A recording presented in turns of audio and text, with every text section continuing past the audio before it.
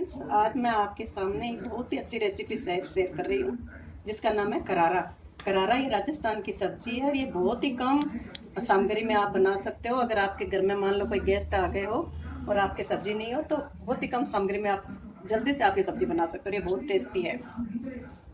इस सब्जी को बनाने के लिए हमें चाहिए बेसन, छाछ, फिर ये मसाले नॉर्मल जो नमक, मिर्च, हल्दी और ये अजवाइन, सौंफ और हींग और पानी।